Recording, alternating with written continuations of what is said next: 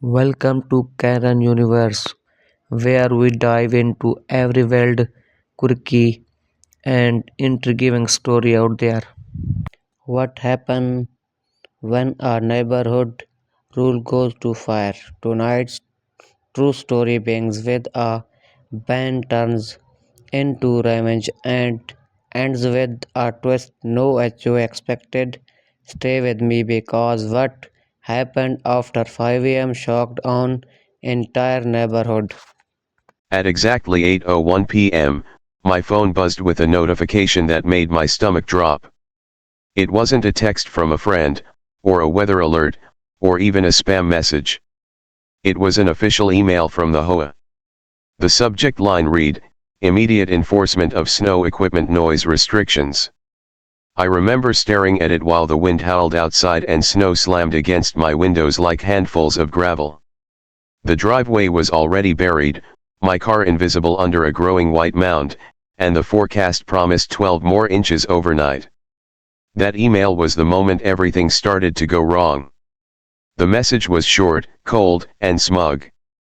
Effective immediately, all snowblowers, plows, and motorized snow equipment were banned after 8 p.m. Anyone violating the rule would face fines starting at $250, escalating with each offense.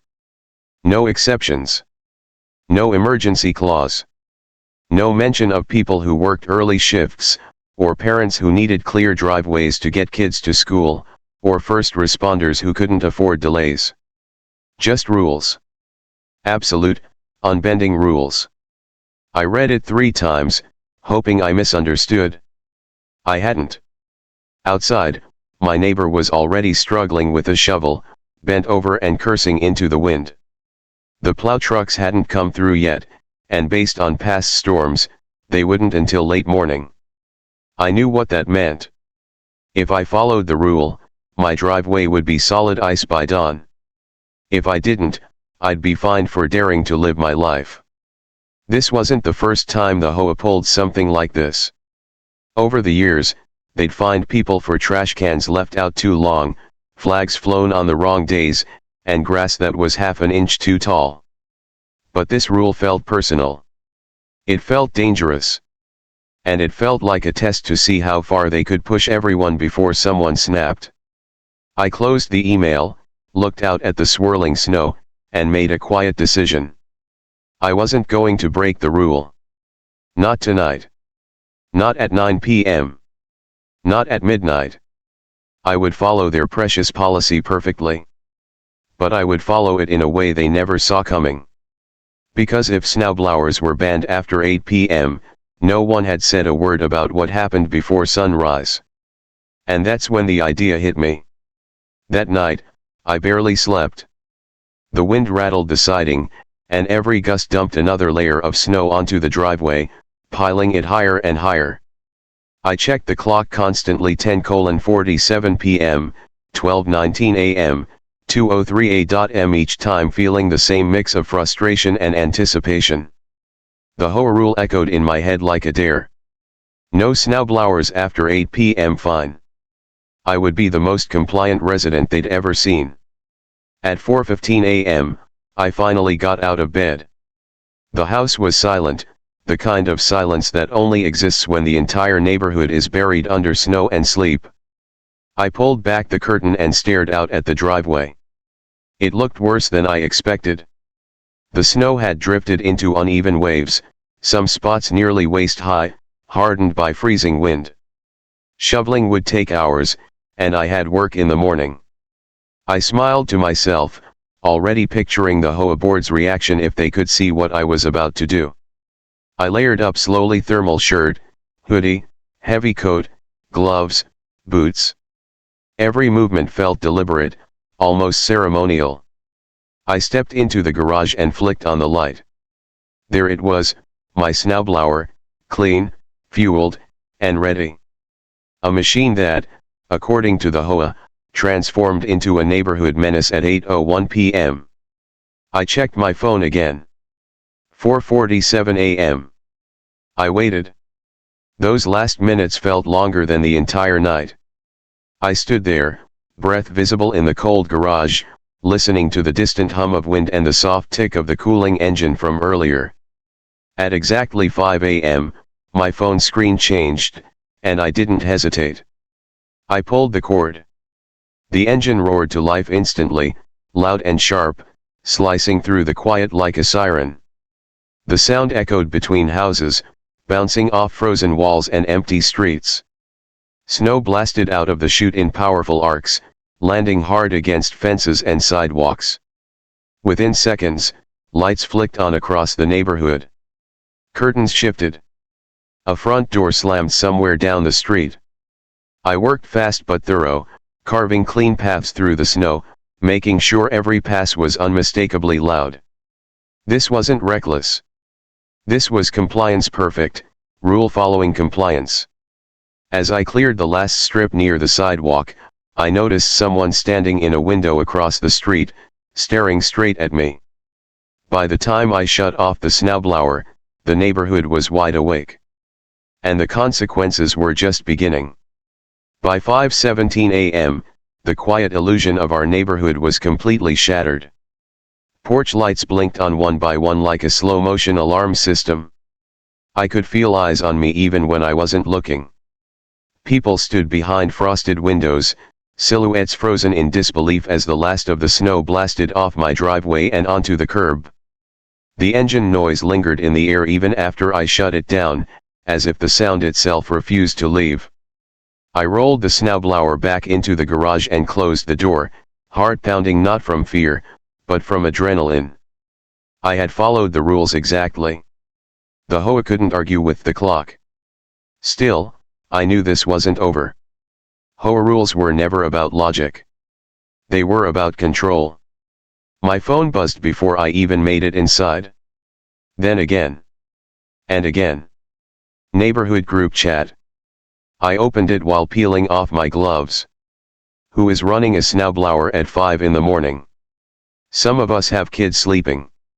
This is ridiculous. HOA needs to deal with this immediately. I scrolled without responding. The timestamps made me smirk. 5:04 a.m., 5:06 a.m., 5:09 a.m. The outrage was instantaneous. The same people who cheered noise restrictions when it inconvenienced others were now furious that the rule had boomeranged back at them. One message stood out. It came from Linda, the unofficial HOA enforcer. Everyone knew her. She measured grass with a ruler and once reported a neighbor for leaving Christmas lights up until January 3rd. This is clearly harassment, she wrote.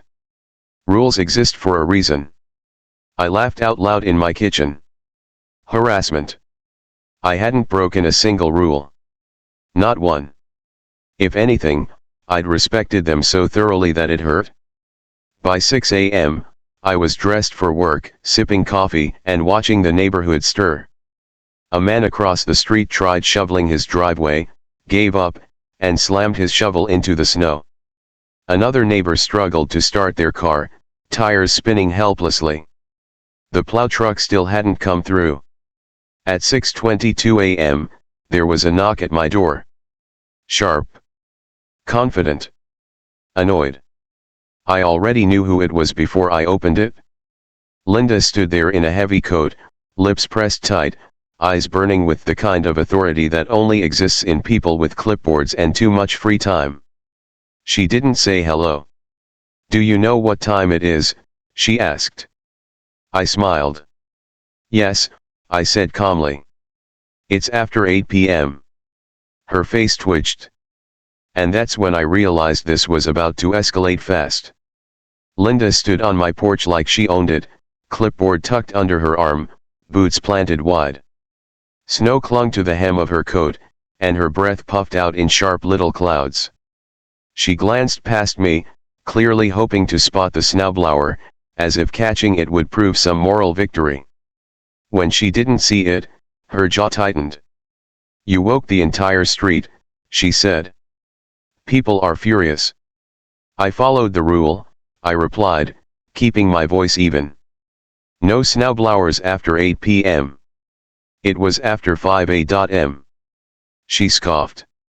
"That rule was meant to protect residents' peace and quiet." Which it did, I said. All night. Her eyes narrowed. Don't be smart. I'm being compliant. That was when she flipped open her clipboard and jabbed a finger at a printed notice. The HOA is reviewing this incident. Expect a fine. For what? I asked. Existing. She didn't answer. She just turned and marched off my porch, boots crunching loudly across the snow, each step radiating indignation. I watched her go, already knowing what would happen next. The HOA never admitted mistakes. They rewrote reality until it suited them. By lunchtime, my phone lit up with an official email. Noise disturbance complaint, under review. No citation of a rule. No time listed. Just vague language and a warning that penalties could apply pending investigation. It was classic HOA maneuvering, and it annoyed me more than the original rule. When I got home that evening, the neighborhood felt tense. People avoided eye contact. A few nodded like they understood. Others glared as if I'd personally wronged them. The snow had hardened into ridges along the road, proof that the plows had still barely touched our street. Another email arrived at 7:58 p.m. Emergency HOA meeting. Mandatory attendance. I laughed. Mandatory. As if they could command time itself. The meeting took place in the small clubhouse at the end of the block. By the time I arrived, it was packed. People stood along the walls, coats still on, faces tight with exhaustion and irritation. Linda sat at the front table with two board members, looking very pleased with herself. She called the meeting to order and launched straight into it. This morning's actions disrupted the community, she said, eyes locked on me. We will not tolerate loopholes. I raised my hand. She sighed dramatically. Yes. Are you changing the rule? I asked. A pause. A glance between board members. Effective immediately, she said slowly, snow equipment is banned between 8 p.m. and 8 a.m. The room erupted. And that's when I knew they just made a bigger mistake. No one looked happy with that. The room exploded the moment Linda finished her sentence. Voices overlapped, chairs scraped backward, and the calm, obedient HOA crowd vanished in seconds. Parents shouted about school drop-offs.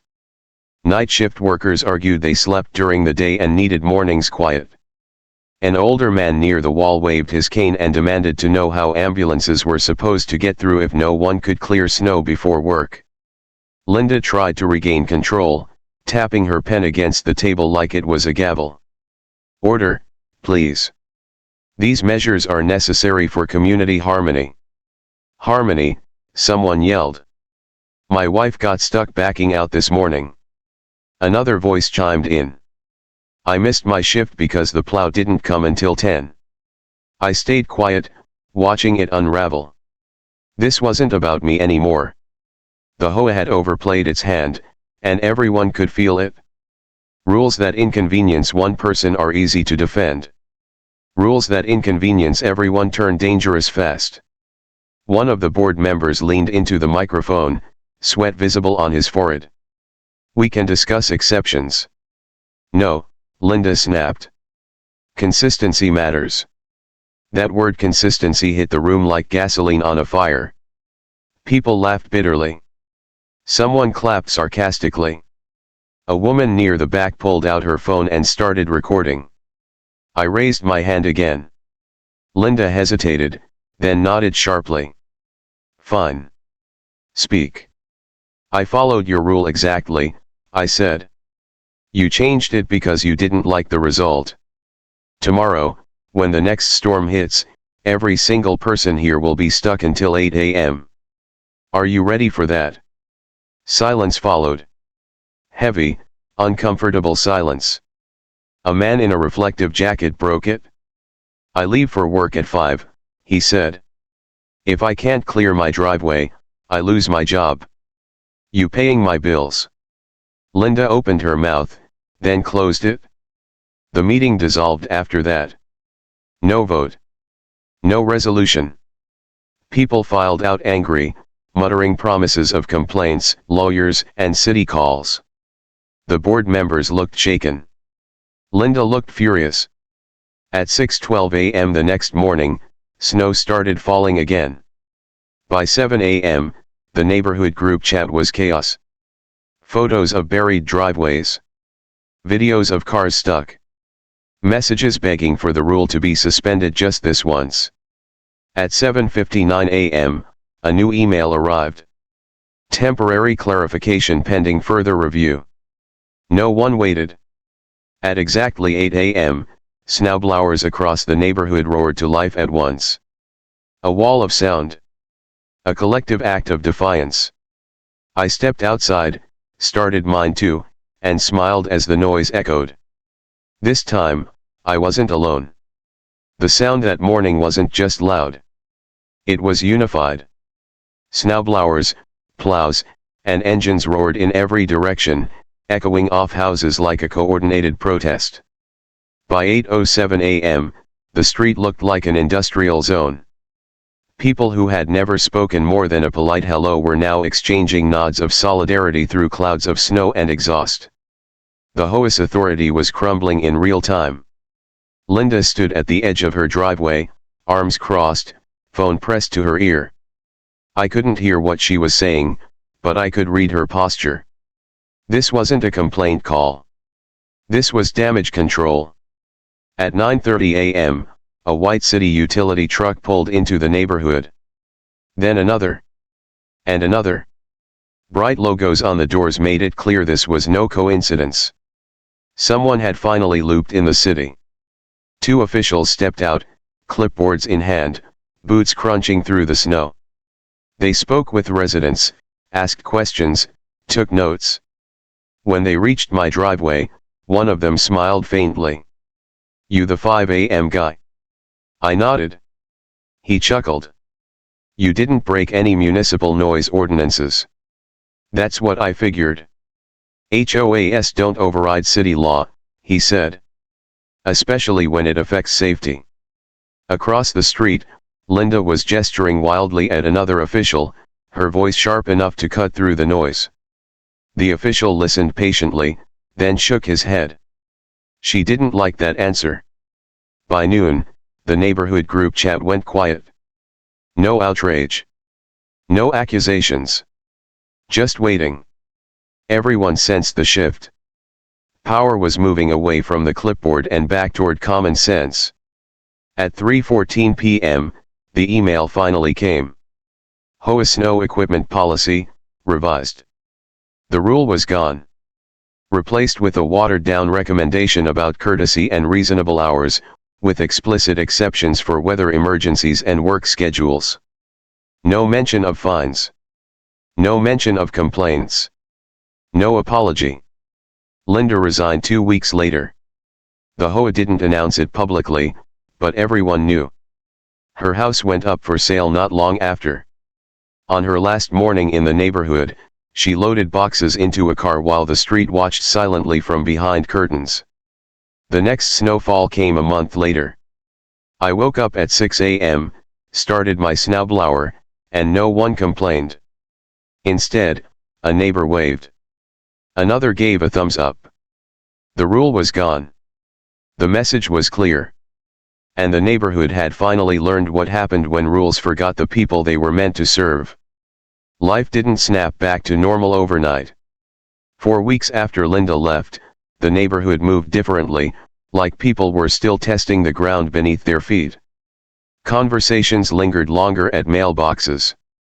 Neighbors who had barely exchanged names before now shared stories about old fines, warning letters, and the quiet frustration they'd carried for years. The snowblower incident had cracked something open, and it wasn't just about noise anymore. The HOA tried to regain its footing. New emails came out with softer language and friendlier greetings. Community reminder. We appreciate your cooperation. The tone had changed, but the damage was already done. People read every message more carefully now. Some ignored them completely. Others replied publicly, asking questions that never would have been asked before. Accountability had entered the chat, and it wasn't leaving. One afternoon, I ran into Mark from 3 houses down while clearing slush from the sidewalk. He laughed and shook his head. "You know," he said, "I never even owned a snowblower before this. Bought one out of spite." I smiled. "Worth it? Every penny." The board scheduled another meeting, this time optional. Attendance was still high, but the mood was different. No shouting. No outrage. Just calm, pointed questions. Why were rules written without resident input? Why were fines prioritized over safety? Why had complaints always flowed one way? The board members stumbled through answers, promising surveys and transparency. Whether they meant it or not didn't really matter. The illusion of unquestioned authority was gone. Winter slowly gave way to spring. Snowbanks melted into muddy piles, and driveways reappeared. With them came a strange sense of pride. Not loud, not boastful, just quiet satisfaction. People waved more. Kids played outside without parents worrying about technical violations. The neighborhood felt like a place to live again, not a rulebook with houses attached. One evening, as I sat on my porch, my phone buzzed with a message from the group chat. Someone had posted a photo of fresh snowfall from the weather forecast. Caption: "Anyone setting alarms for 5 a.m., smiling face with horns." Laughing emojis flooded in. I leaned back and looked down the street, remembering how tense it had once felt, how small one email had made everyone feel. All it took was following the rules a little too perfectly to expose how fragile bad authority really was. I never set out to start a rebellion. I just wanted to get to work on time. But sometimes, doing exactly what you're told is the loudest protest of all. And in our neighborhood, no one ever forgot that winter. By the time the next winter rolled around, the story had taken on a life of its own. New families moving in heard it secondhand, usually whispered with a grin or shared over driveways during the first snowfall. "That's the street where the 5 a.m. snowblower thing happened," someone would say, like it was local folklore. I never corrected anyone. The story wasn't really mine anymore. The HOA board changed again that fall. New faces, new promises, new rules written with words like flexible and reasonable. They even sent out a survey asking residents what they wanted. That alone felt unreal. For the first time, the HOA sounded less like an authority and more like a service. Whether it would last was anyone's guess, but the shift was undeniable. The first big storm of the season hit in January. Snow fell heavy and fast, the kind that muffles sound and swallows streets whole. At 6 a.m., I stepped outside, expecting tension. Instead, I saw something unexpected. 3 neighbors were already clearing snow together, laughing, passing shovels back and forth. Someone had coffee in a thermos. Someone else brought a portable speaker playing music low and steady. No complaints. No group chat meltdowns. No clipboard. I fired up my snowblower, and the sound didn't feel defiant this time. It felt normal. Necessary. Almost comforting. A few houses down, someone else started theirs. Then another. It wasn't rebellion anymore. It was just people taking care of where they lived. Later that day, a message popped up in the group chat.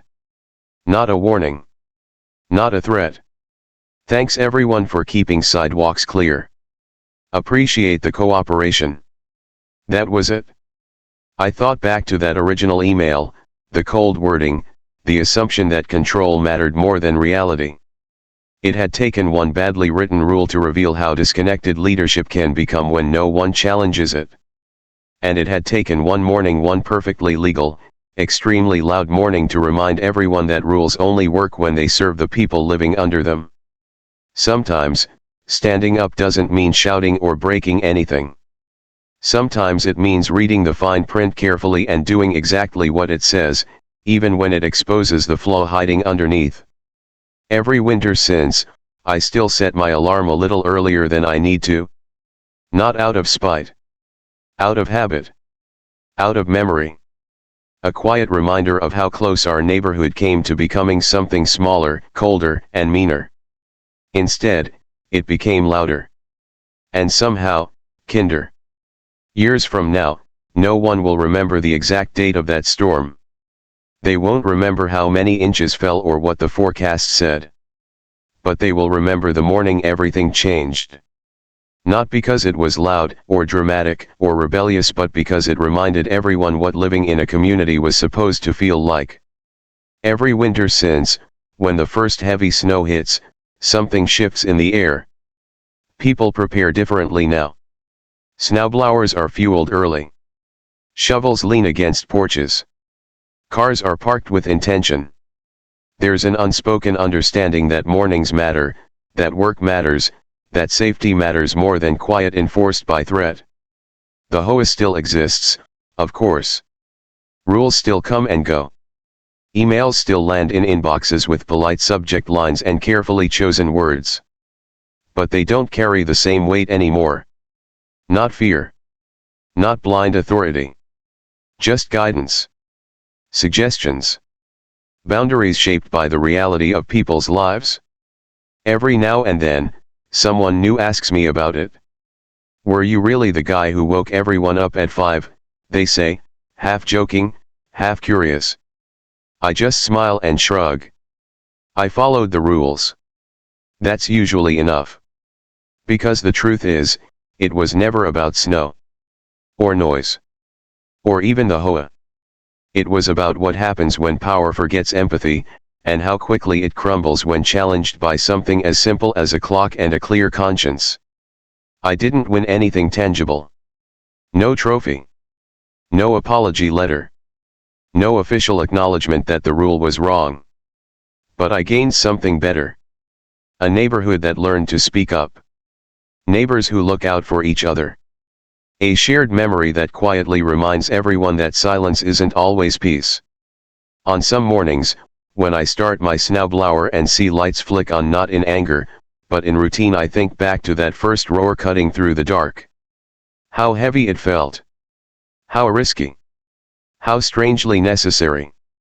That sound didn't just clear a driveway. It cleared the air. And every time snow falls, the neighborhood remembers, not with resentment, but with a kind of respect that rules only work when they make room for real life. Because sometimes, the loudest thing you can do is exactly what you're allowed to do. If you enjoyed the, don't forget to subscribe to Karen Universe, share with your friends and drop your thoughts in the comments.